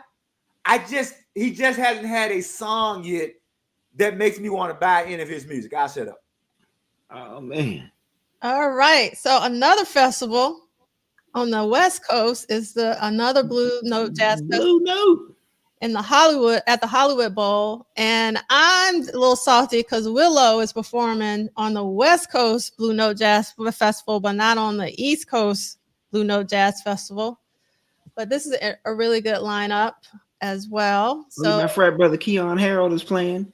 Yeah, Keon Harold. It's a really good lineup. And then in addition to that, Mahini Day, which I'm going to because Mahini is one of my favorite bass players, is going to be at National Sawdust in Brooklyn, June 21st.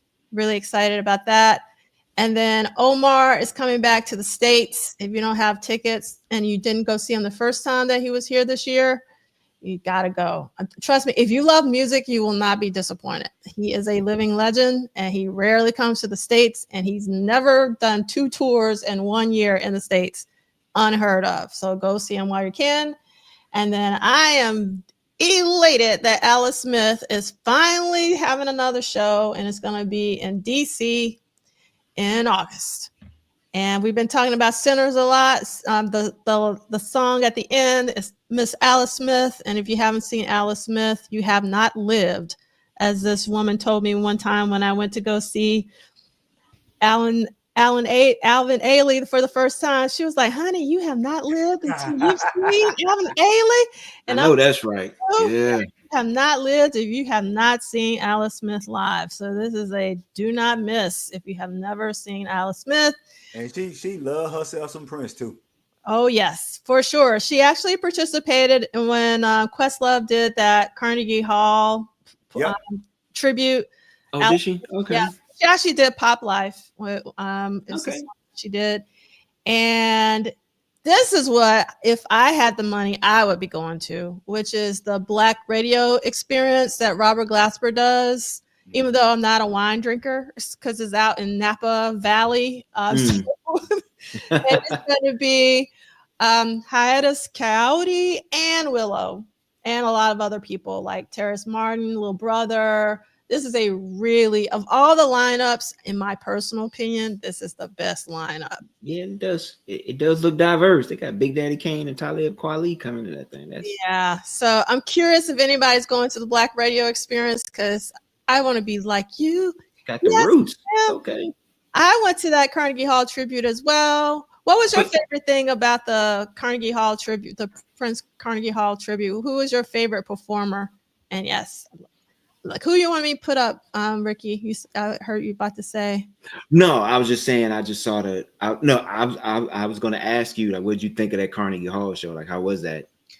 I mean, it was really good. I mean, it was so many people there. I mean, D'Angelo was there. Elvis Costello was there. Wendy and Lisa were. Wendy and Susanna were there. I can't remember if Lisa was there. I feel like it was just Wendy and Susanna, but I could be wrong. So maybe Kim can help my memory, because I have the worst memory. And I'm very glad, Dr. Claw, that you wrote this because, you know, Alice Smith actually covered Prince's Another Love. Oh, really? Okay. Mm-hmm. Yeah. That's what's up. Yes. Yes. Late in the career catalog song. Okay, that's what's up. And so, oh yes, I forgot F Deluxe, and let's see, Bilal's sister was oh yes, you can see that online. That at least the rehearsal that Bilal did is one of my favorite performances by Bilal. And now, yeah, is that the show? Is that the show where Elvis Costello did Moonbeam Levels? I think so. Okay. If I remember correctly. And I tongue twisted. Prince covered Alice's song Another Love. Okay. Yes. So I thought that was like really fantastic for Prince to cover Alice's version of Another Love. So Another Love is actually, and I prefer Alice's version because I maybe heard it first, but that's just me. And then Kim reminded me that F Deluxe was also at the Carnegie Hall tribute. Always forget about that. That's the reason why you have to go to shows with people, because you know you have different memories. And all right, in addition to the Black radio experience, hey, when you said that you like the Alice Smith version better, Prince's version is so different. I didn't realize it was a cover. I knew the Alice Smith version, but like Prince's version was so different. And then I went and I think it was, I want to say it was Alan Leeds. After Prince did the Saturday Night Live thing, Alan Leeds was like, Prince need to recognize who he is and not realize that he's not Alice Smith. And like I was like, okay, that's it. Then I went, what do you mean? Then I went, and then when it done, oh damn, that is an Alice Smith song. Like it was so it was like, so I did not realize that was the same song until Alan Leeds shade. So anyway, that's. Yes, and let's see. Cynic is saying I didn't realize at the time it was a cover either. Yeah, me neither. I didn't either. Love Sex and was I love Alice Smith, Wednesday Child from that Western movie with Regina King and Idris. You're right. I did when I saw Chris Rock at that tribute. I was like, hell, I could have been there. I could have done that. So you know what's really interesting about this comment, Rick Christine? She hasn't released that many albums. It's a long story, but she's one of those artists for me. I much prefer seeing her live because the records just don't reproduce the aura she has when she's live, even though the records are really, really good, but it's just like on another level when you go see her live. And then if you just like go on YouTube and Google Alice Smith, especially at Afropunk, there's like this one Afropunk performance she did, which is like really on fire. Oh yes. I also saw Alice Smith at Joe's Pub. That was like an amazing show. Also at the Mercury Lounge, is a very small venue in New York. I saw her there. And also there's like a Tiny Desk performance that Alice has done. So if you want to see like but any live Alice Smith, you can't go wrong. So just do your Googles, as Michael Dean would say. Hey, put up Web Divas comment. We've come a long way from the Doobie Brothers version of What's Happening, ain't we? We've come a long. we just out here putting it out there. I remember Web Divas how you couldn't say that, boy. The man would show up. He sure would. Oh my God, that's funny, silly. All right. Oh, and going back to the Carnegie Hall tribute, yes, Chris Rock was also there. Yeah, that's what I said. I said that I saw Chris Rock there. I was like, I could have done that. I could have. Yeah, I think didn't he do Kim, If I Was Your Girlfriend? I can't remember which song, but he didn't sing it. He did like a poem. Yeah, he did like a poem. That's right. All right. So the question we asked at the beginning, but we have more people here now. Who's going to Celebration this year? And because we want to know. So we know Vanessa's going. Anybody else is going? I'm sure we were at a lot of the same shows, Kim. We have great musical taste. I mean, man, this year's show looks It's like it's a great lineup. They got Morris and the Time, the Family, and Jesse. Yes, but I'm curious. I love how Kim says he fake spoken worded it. I'm curious how they're going to do the concert because traditionally, each artist had their own session, or like because they would normally be on different days. So like I'm curious, like, are they going to have full sets? Are they just going to play a couple songs each? Because it's all on the same night for the first time. Oh. So this is different than normal. So I'm curious how they're going to do that. So I'm really excited that Vanessa's going, so Vanessa can report back. You're going to have to come on, Vanessa, and let us know. Yeah, I wonder if Jesse's going to sit in with Morris and them. Yeah, that would be fantastic, obviously. And my question I'm sure he is. I'm sure he is. Is there a reason why they got the Family original members? Like, was there a version of the Family out there that didn't have the original members? Hey, bro, look, I saw that too, and I was just like, that's kind of odd. So what y'all saying is, y'all saying there was a point when Eric Lees turned to St. Paul and said, "Ain't nobody coming to see you, Otis." Yes. Nobody coming to see you, St. Paul.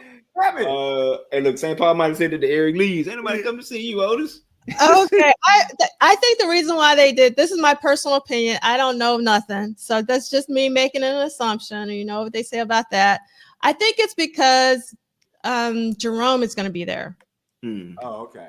Because like with F Deluxe, Jerome wasn't touring with them. Oh, okay. All the dates, maybe he showed up. I don't know. Can someone tell me if Jerome showed up at a spot date at F Deluxe? But yeah, and I also am on there. I love also that they're going as the Family instead of F Deluxe. I thought that nice. Should be pretty cool. Yeah. Man, okay. Now, do they ever record these things? Or do they just kind of like? They recorded them. Because they have they usually show footage from the previous ones, as advertisement. So I'm sure they have them. They just haven't really released them. But I know that when I'm there, there's always a camera. Oh, okay. So that's cool. I know, peeps. Can we hit the like button? Can we get the likes up? I know it's like, you know what I'm saying.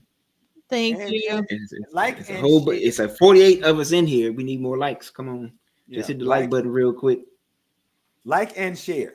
Yeah, like and share. So when you guys get off, share this with your friends.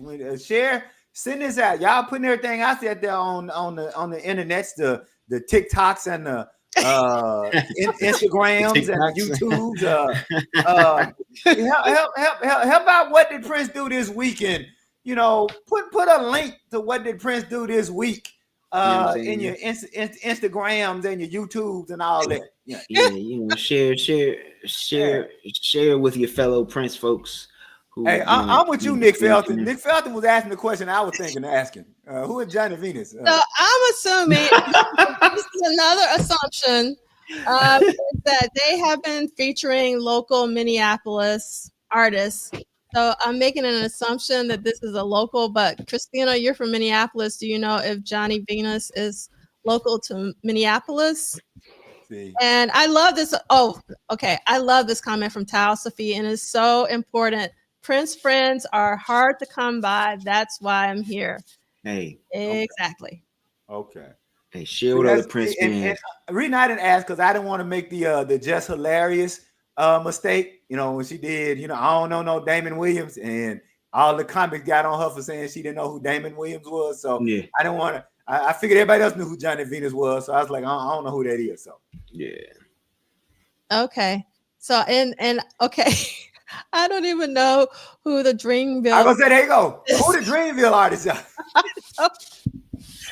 That's a J. Cole collective. Okay. All right. Oh, I know Earth Gang. Okay. Got it.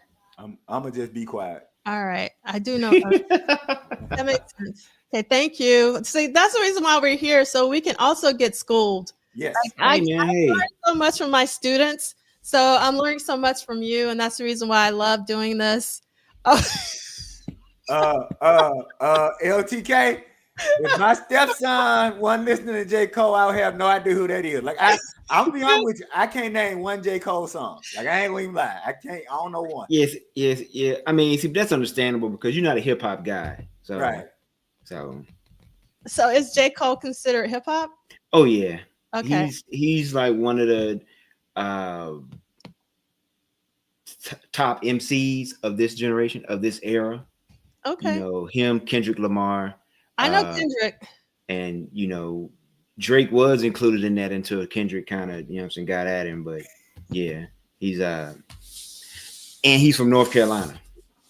So they not like us, right? That's Kendrick, yeah.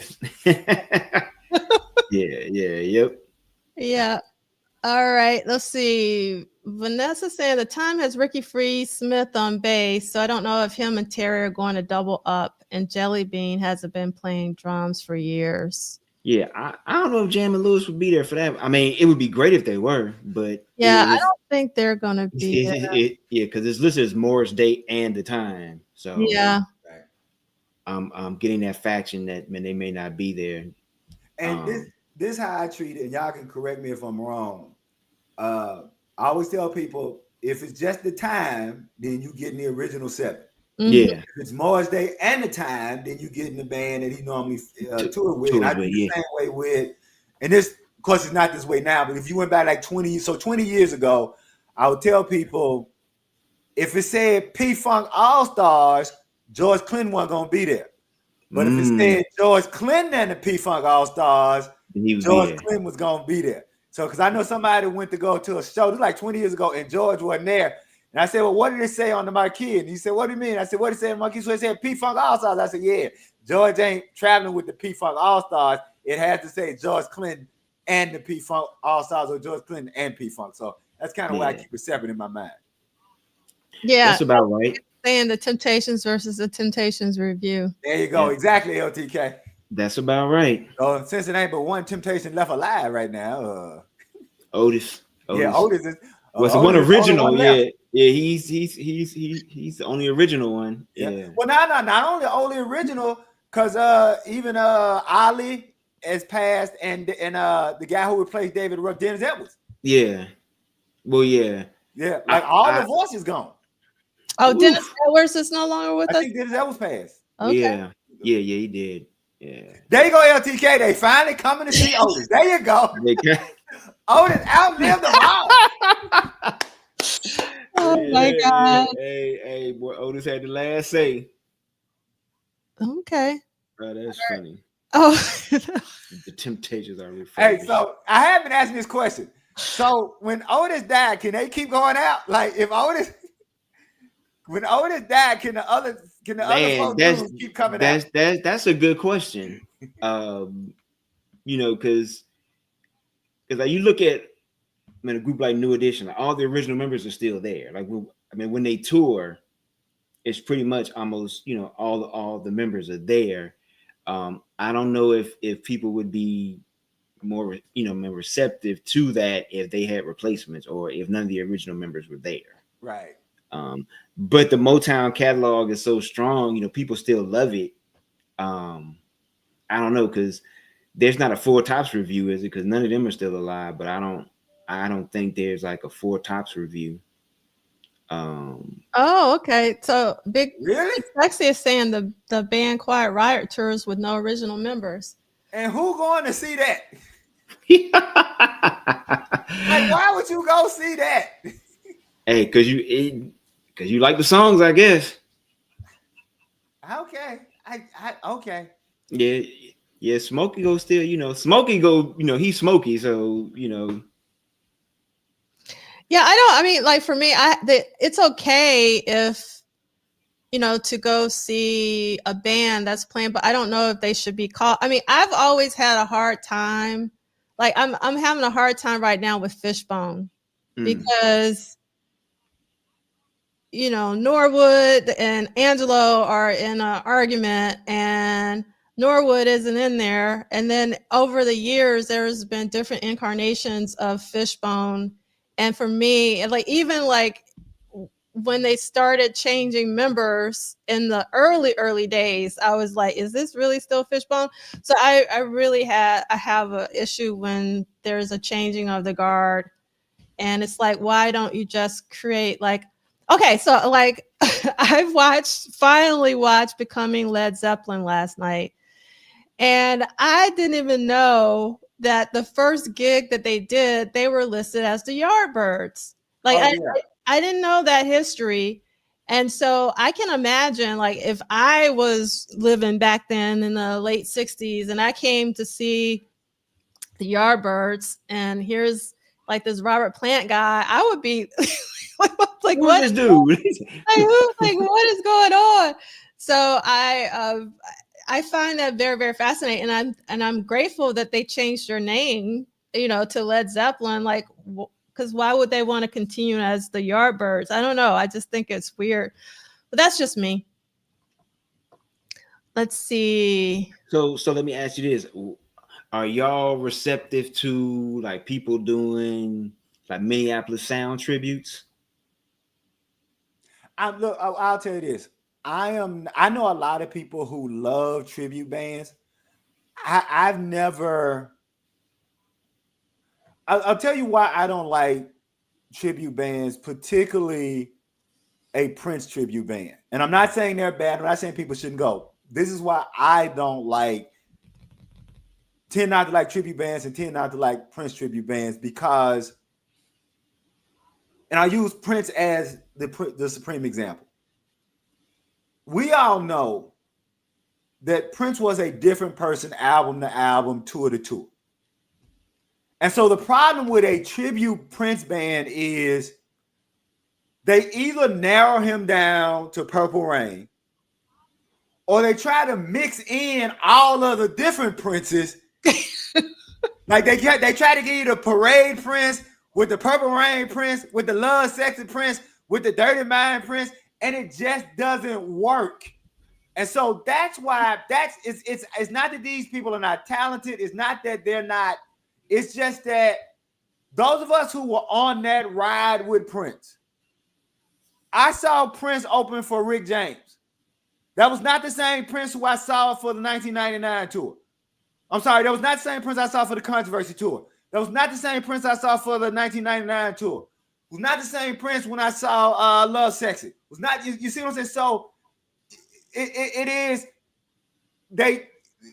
it's too much to try to do all at one time, and then you're trying to do all the different types of Prince in one show, and it doesn't really come off well, even though some of these bands are really great. They play really well. Yeah. So that's the only thing for me is that if I'm going to a Prince tribute band, I'm always thinking, well, which Prince you gonna give me? Because the Parade Prince is not the Love Sexy Prince. Yeah. Those are two different musical experiences. And you shouldn't be trying to do the Parade Prince with the Love Sexy Prince because it wasn't meant to be that way. That's it. I'll shut up. No, so, I mean, you hit it on the head. Okay, go ahead, D'Angelo. I'm sorry. I mean, the one thing, though, for me, there are Prince tribute bands, and then there are bands who are playing Prince songs, right? Which are two totally different things in my world. So, like, for me, a Prince tribute band is when someone is dressing up like Prince, like I cannot. Right. I will not. Can do. It's a hard no. A hard no. Now, I have no problem going to see any, like let's say, like with Chris Robb, like I see that as a Prince tribute. I just see it as an amazing musician who's doing Prince songs. And so I can deal with that. Yes. And so for me, that's like the hard line. There's a hard line. Right. Yeah. I hit it on the nose. That's different because Chris Robb is not a tribute band. He's just playing really good Prince songs really well. I said, go ahead, brother. No, I was just gonna say, that's the large difference between the two. Sometimes these tribute bands, they get caught up on like the image, And like you said, they kind of confine themselves to 1999 around like Purple Rainish. And then, you know, like they'll stick to that era and they'll be dressed up as that era. And then sometimes they'll try to bring in the other stuff, which, you know, kind of makes it conflict. I mean, like you said, you know what I'm saying? You know, like they'll be dressed up as a 1999 like Purple Rain era, but they'll try to bring in like Love Sexy stuff. And it doesn't work. But and then you have people who just do Prince songs like Chris Rock, some other bands, you know what I'm saying? And they don't worry about the image and they can do a more they can do more selections because it's not image based in what they're trying to do. Right. And say their presentation. And so I always wonder that because I know sometimes as Prince fans, when I know when it comes to people doing Prince tributes, we are very critical. Mm-hmm. We are very, very, very, very critical. I mean, especially if they're not doing the songs right. You know what I'm saying? Be like, yo, man, they're not doing that right, you know. And even I have, you know, being a band leader when you know, when a suggestion has come up to do Prince songs, I'm like, if we're not gonna do it right, then I'm, you know, I'd rather not do it. You know what I'm saying? You know, I just don't want to get through doing a tune because I know there's people out there that know the tunes and they'll be like, that's not right. You know what I'm saying? So nah. So yeah. I was just asking because I was, you know, as time goes on, I think we'll see more Prince tributes. I mean, people will do them, you know what I'm saying? And hopefully people won't be so focused on like the image and they'll focus more on just doing the music. Right. And then, okay, let that speak for itself. Because I think I'll just end on this. I agree with everything that both y'all have said. One of the things, and I've said this before, one of the genius things about Prince is his ability to choose the musicians to accurately articulate what's in his mind at that moment. Yeah. And that's the only reason. I'm not saying it's wrong to do this, but that's the only reason why I don't have a favorite Prince musician and a favorite Prince band. For some reason, people think I hate the Revolution because I'll say certain things. I don't hate the Revolution. The Revolution was the perfect band for Prince at that time. Yeah. The band with no name was the perfect band for Prince at that time. The New Power Generation was the perfect band for Prince at that time. All the adaptations. Third Eye Girl was the perfect band for Prince at that time. I think that, again, to me, that's what made Prince such a genius, is his ability to, and I would have liked to see what would have happened if the band that he did, what's the song? What's the album that he did that came out posthumously? Welcome to America? Yeah, Welcome to America. If the Welcome to America band could have gone on tour and he didn't have to pivot to Third Eye Girl. But then again, so for me, like y'all say, if you're playing those songs, you have to keep in mind that he had certain musicians playing those songs at certain times because they were bringing a different vibe. I'll shut up. Hey, can you put that quote up from Lady Cab Driver? Hold on. See this one? Yeah. Yeah, but Prince fans are brutal, boy. Hey, look, we real critical about our guy now. Like, if you ain't gonna do him justice. Sound like he couldn't pass the test. Yes. Hey. Well, we got to be more kind and make sure that like Prince's legacy continues with new fans. So we don't want to scare them away. Oh man, we definitely don't want to do that. All right. No, but I think, you know, I mean, I asked that because, you know, I know we all want our guy to win. And we want our guy to be celebrated. And part of that celebration is going to have to be at some point, you know what I'm saying, being acceptable or being receptive to people doing tributes. Now, that doesn't mean that we should just accept any old whack tribute that comes along. But, you know, I think as time goes on, we'll, you know, like you'll see people, you know, be brave enough to do Prince tributes and things of that nature. And you know, like we want them to be done right. You know what I'm saying? It's not about being critical or being, like 100% accurate. Just do it justice. You know what I'm saying? And people will support it. That's let the music speak for itself. Yeah, I mean, I do think it's really important that Prince's music continues to get played live so that, new fans get introduced to his music. But like I said, there's tributes and then there are just good musicians who are playing good songs. So that to me is fine. You got to put his quote up, but Blade Brown, he kind of inserted himself into the tribute. He wasn't actually supposed to be part of the tribute. He just inserted himself that night into the tribute. You remember that night? Yeah, buddy. He was not on the tribute. He just inserted himself. I don't know what you're talking about. I missed Trey Songz. He's talking about Trey Songz. When Prince was getting the BET award. Yeah, and so they had Alicia Keys and Patti LaBelle and some folks. I saw that. And Trey Songz just like, Prince, I know you're out there, Prince. I'm feeling you, and I love you so much, Prince. I just got to do it. And I was sitting in my chair like, no, you don't, Trey. You ain't got to do it. And when Trey did it, I'm just gonna say, Prince's look said everything. That's all I'm gonna say. Yeah. He. I can't remember if he started doing Purple Rain. Or he did something like Celie said, like it was part of his show where he said, Prince, look, I know you're out there. I'm a fan. I just wanted something. And Prince was kind of giving that look like, don't do that. You don't have to do it. Yeah. So JD's saying, I recommended a friend go see Purple Rain in Las Vegas. And I'm assuming Purple Rain is a tribute band. After she saw the show, she sent me a note saying that he was okay. Yeah. Yeah, I mean, it's like Celie said, it's of course with that show, it's called Purple Rain. So I guess you know what you're gonna get. Right. You know what I'm saying? You know what you're gonna get. I just and it's kind of catered around that. So I'm sure that probably was a bit much, depending on how it was.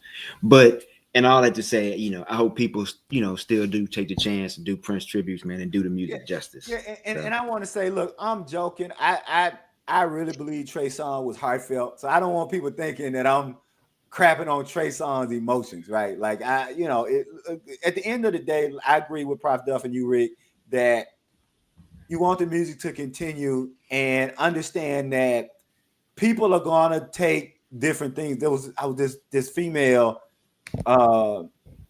She's kind of like a white female soul singer. Anyway, I was trying to remember her name because she has a really, y'all know I don't like cover songs, but she has this really excellent cover of Bruce Springsteen's Dancing in the Dark. And that's her cover made me remember, damn, Bruce Springsteen is a hell of a poet. Like you can hear songs and a good cover will make you remember something. So yeah, I mean, I'm with y'all that we do want young people singing these songs because it will keep it out there. I'll shut up. Thank you, timekeeper. All right, so we're gonna we're going to follow the timekeeper's lead. So Celie, do you want to take us out? So I want to say to everyone that we once again thank you, Prof Duff, for what you do, what you continue to do with taking us through these two brilliant books by Brother Tudahl. Brother Tudahl, shout out to you. So we want to thank you for that. We want to thank you for all the symposiums. We want to thank Brother Rick for always jumping on. We want to thank Brother Dean for being in the chat. We want to thank all y'all in the chat because as Brother Tudahl says, the chat is its own thing and it is important. And please, y'all share everything else on that damn internet. Share this show. Hit the like button. There are too many things that's being shared that the quality of what Prof Duff is giving y'all, what she's giving us. So please share. We thank y'all all. And if nothing else, remember this. Where two or more are gathered in the name of funktivity, funky things are bound to happen. We'll see y'all next week. See y'all next week. Yes. Oh, man.